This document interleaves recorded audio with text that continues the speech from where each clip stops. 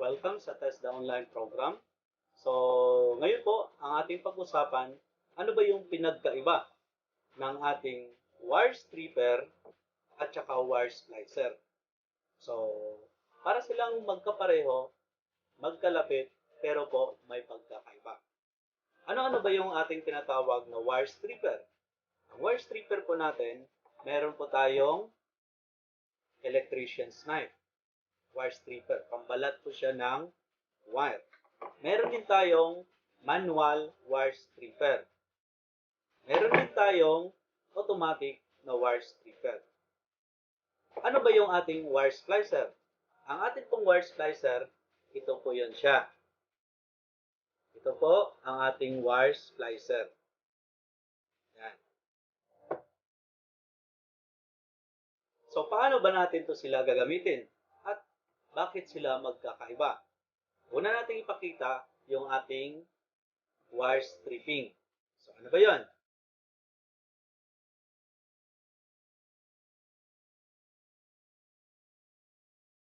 Una natin gagamitin yung ating electrician's knife.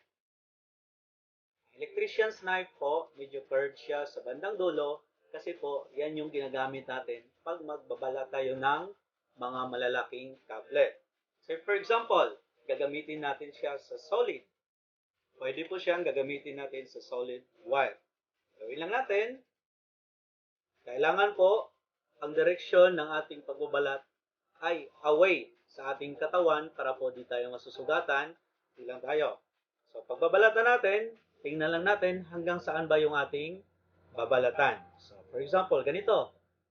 Sugatan lang natin konti yung conductor, yung insulator, then slide natin siya palabas. Tapos po, pag nabalatan na natin to, susugatan na lang po natin yung sa bandang puno.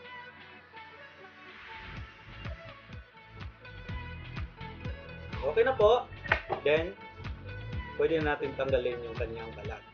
Yan po siya, yung ating electrician's knife. Ngayon, ang electrician's knife naman natin, gagamitin din natin sa pagbalat ng stranded. Ito po, stranded. So, paano ba natin gagamitin? Of course, ganun pa rin yung procedure. So, susugatan natin yung insulation, tapos slide natin palabas.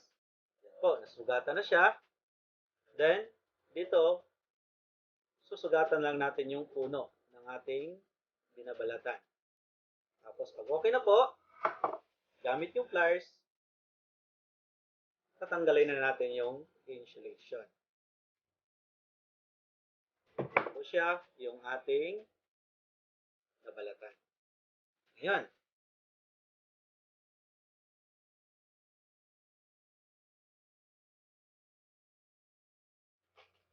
Paano naman gamitin yung ating isa pang wire stripper, yung manual. So, ang manual wire stripper po natin, mayroon siyang lock dito para po bubuka. Yan. So, paano ba natin siya gamitin? Pag sa solid wire, ganito lang po ang gagawin natin.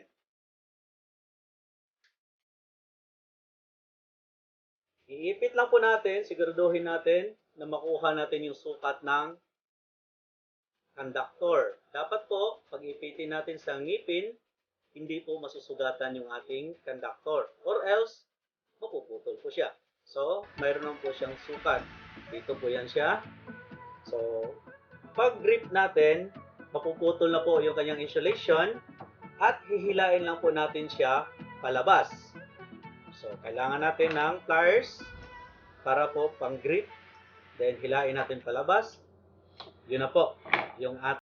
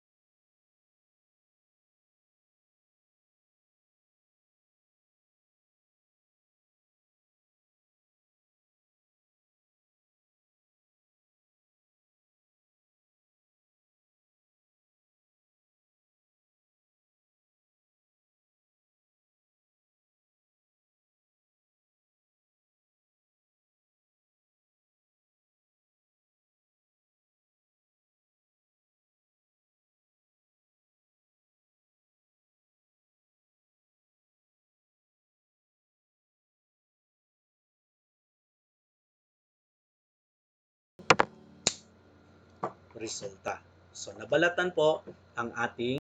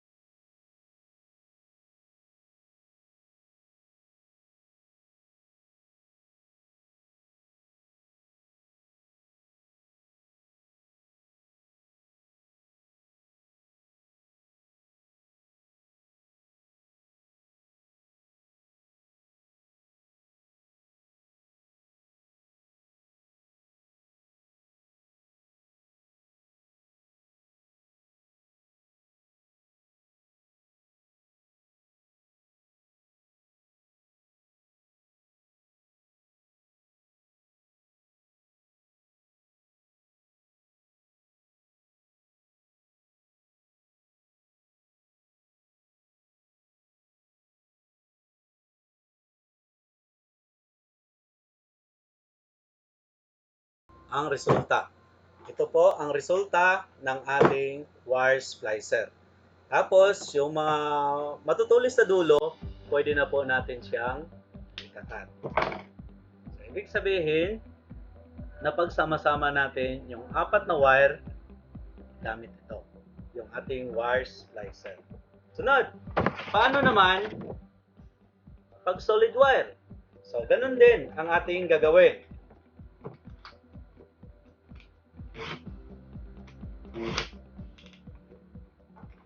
Kahit po solid wire, kaya din niyang i-splice. So, ganun din po yung ating proseso. I-insert natin yung mga wires. Actually, pwede siya kahit tatlo or kahit dalawa lang po yung ilalagay natin. So, maximum pa rin po ng 4.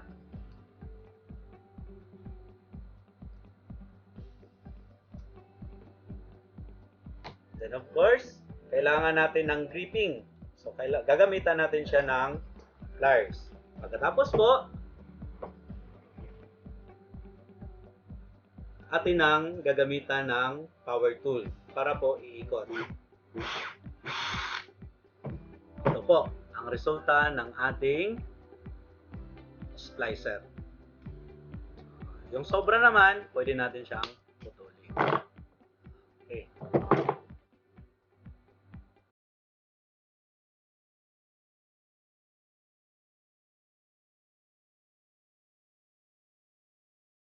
Pwede rin tayo makagawa ng splicing na hindi ginagamitan ng power tools, ng splicer. So, pwede po. So, gamit natin yung ating, of course, mga pliers. Pag-join ka ng 4 na wire. Ang wires muna yung pag-partnerin. So, una nating partner, of course, gagamitan natin siya ng tools. So, ang ginawa ko muna ay rate.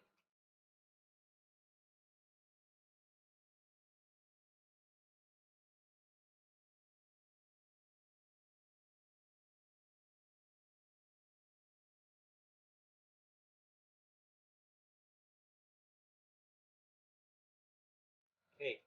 Ang una kong rat tail, ang direksyon ng ikot is counterclockwise. Ang pangalawa, ganun din po ang gagawin natin. So, dapat po, ang twist natin ay naka-counterclockwise pa rin.